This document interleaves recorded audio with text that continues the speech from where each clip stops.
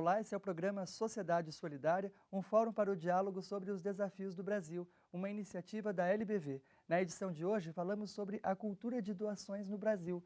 O nosso país ficou no ranking internacional na posição de número 83. O ranking envolvia 146 países. O critério, o hábito da população de doar. Porque o Brasil, um dos países mais ricos do mundo, tem uma população que, quando comparada a outros países, acaba não colaborando com o mesmo volume, na mesma frequência. Quem fala conosco sobre este tema, compartilhando também experiências e propostas para que o nosso país possa fortalecer a sua cultura de doações, é Paula Janques Fabiani, diretora executiva do IDES, o Instituto para o Desenvolvimento do Investimento Social. Bom, primeiramente agradecemos em nome da LBV por você estar aqui conosco para falar sobre esse tema tão importante. Seja sempre muito bem-vinda.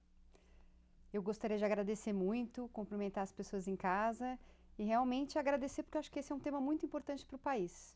Bom, para começar, como que vocês, uma entidade que, portanto, reúne pesquisadores, especialistas focados nessa questão do investimento social, veem esse cenário brasileiro das doações? A nossa cultura de doações, ela, por que em alguns aspectos não é tão forte quanto a gente podia esperar? Bom, em primeiro lugar, eu acredito que esse movimento de fomento à cultura de doação ainda está começando no país. As organizações sociais também não sabem muito bem como pedir, né? Existe aí um desafio de conectar doadores com organizações sociais. No caso, o foco do IDES está especialmente nos grandes doadores. São as doações de empresas, de famílias. Sim, nós trabalhamos com as empresas, famílias, indivíduos que têm esse ímpeto de fazer ação social. E analisando a realidade brasileira, quais são esses principais pontos que vocês veem que explicam a realidade do país? Bom, nós temos aí três frentes, né? A doação institucional, que é a doação de empresas ou fundações, institutos que doam para projetos sociais, fortalecendo ONGs que estão ali perto da comunidade. Temos as doações de indivíduos, que aqui eu acho que a gente tem um espaço muito grande de crescimento no Brasil, que é o que aborda a pesquisa, né, da CAF. E temos também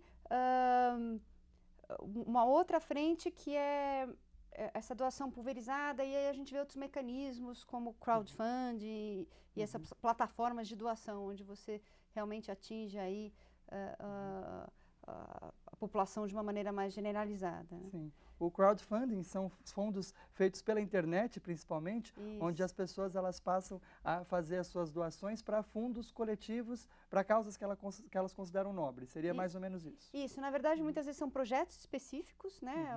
Vamos dizer, uma organização social tem um projeto e ela coloca nessa plataforma o seu projeto e recebe recursos. E existem duas modalidades, né? Uma modalidade onde ela só consegue receber o recurso se ela captura, ou seja, consegue captar 100% total, e outra que não, que ela pode fazer o projeto com o volume captado, né? São as novas formas de doação que têm sido criadas. A gente se referia então a uma pesquisa da CAF, uma entidade britânica que faz um cenário do mundo todo avaliando como é que os países estão com relação a esse hábito de doar. Vocês têm acompanhado o resultado dessa pesquisa ao longo dos anos. Como é que vocês têm acompanhado o movimento do Brasil, de outros países que têm uma realidade semelhante com a nossa, dentro desse foco de investigação? O Brasil tem se mantido numa posição sempre depois dos 80, né, de 146, que é uma posição que não se compara com a sétima maior economia do mundo. Mas o que a gente vê? Primeiro, a questão é muito burocrático fazer uma doação. Então, para o doador, as questões legais acabam sendo um impeditivo, um entrave à doação. A gente vê o ambiente legal como um dos maiores entraves para o fomento da cultura de doação no país. No caso, se a gente pegar outros países, por exemplo, as leis elas desburocratizam, elas criam incentivos também? Sim, então muitas vezes o doador ele pode doar parte do imposto, ele tem incentivos fiscais que tem uma relação direta com esse volume de doação desses países, né? Países onde você tem um ambiente legal melhor, você tem uma cultura de doação mais fortalecida e mais que atende, né, a toda a população e não só, por exemplo, os milionários ou as pessoas com alto poder aquisitivo. E no caso das empresas também, aqui no nosso país nós temos várias empresas nacionais, multinacionais, que inclusive têm também seus institutos, suas fundações próprias. Como é que vocês veem a postura das empresas brasileiras nesse cenário da filantropia? Bom, a filantropia no Brasil se desenvolveu muito dentro das empresas. A gente vê uma existência muito baixa de fundações e institutos familiares. A grande maioria das fundações e institutos estão dentro das empresas e as famílias de alto poder aquisitivo fazem sua doação dentro da empresa. Porém, qual a tendência das empresas e suas fundações e institutos? Operar programas e não doar para organizações sociais existentes.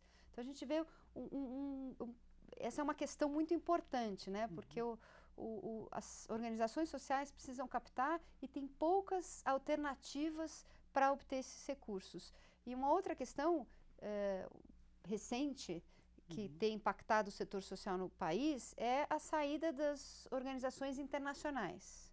O Brasil hoje, lá fora, é visto como um mercado para captação de recursos. Um país doador. Exato, e não um país onde essas organizações internacionais vêm para apoiar ações sociais. Então, a gente tem dois problemas, né? A falta de cultura das fundações e institutos empresariais que possuem recurso em doar, fortalecer organizações que estão lá na comunidade, então elas operam grande parte dos seus programas. E a outra questão é isso, a saída dos organismos internacionais do país, que era uma fonte de recurso importante, principalmente para causas mais complexas como direitos humanos, que hoje no Brasil estão aí enfrentando desafios por causa dessa questão, né? Ainda pensando então nesse cenário internacional, uma análise que você fez num artigo publicado na imprensa internacional comparava a realidade do Brasil, por exemplo, com a da China. No caso do nosso país, nós temos aí quase cerca de 300 mil entidades beneficentes e uma tendência de redução até no número total dessas organizações. Enquanto na China você apontava que havia um crescimento acelerado do número de organizações. O que a gente pode concluir ao ver a realidade tão distinta desses dois países que estão num momento até que parecido, já que chamam a atenção do mundo por estarem ali enfrentando um processo de desenvolvimento importante? Acho que são dois países com filantropias emergentes. Falando da China, né, a China sai de uma base, vamos dizer, o número de organizações filantrópicas era mínimo. Então, teve um crescimento expressivo, mas de uma base muito pequena. Então, se comparado para o Brasil, realmente o Brasil tem um número muito maior de organizações e uma sociedade civil fortalecida, até por questões de regime político. Porém, o que o governo chinês fez? Entendendo até o desafio social do país, né, e acreditou que fortalecer a filantropia era uma estratégia importante como apoio para as ações do governo. E criou uma legislação que favorecia a doação e que favorecia a criação dos fundos patrimoniais. Então, eles têm, né, acho que em 2012 foi criada essa nova legislação, e com fruto dessa legislação, você teve a emergência de grandes fundações dessas pessoas que ganharam muito dinheiro com essa abertura, né, econômica da China. Eu acho que o Brasil também precisava ter essa visão de que fortalecer a sociedade civil, fortalecer o setor filantrópico é uma maneira de fortalecer o país do ponto de vista social. Bom, Paulo, e aí você entrou numa questão muito importante, que é a dos fundos patrimoniais, inclusive tema de uma obra publicada pelo IDES, que tem você como uma de suas coautoras, na qual se abordam soluções e caminhos para que o país possa adotar esse formato também institucional que tem gerado bons resultados aí nos países que tem sido implementado. Como que a gente pode, aqui no Brasil, ver essa realidade dos fundos patrimoniais? Será que são um formato adequado para a realidade brasileira? A gente continua a falar sobre a cultura de doações no país no próximo bloco. O programa Sociedade Solidária entrevista hoje Paula Janckso Fabiani, diretora executiva do Instituto para o Desenvolvimento do Investimento Social. A gente vai para o breve intervalo e já volta.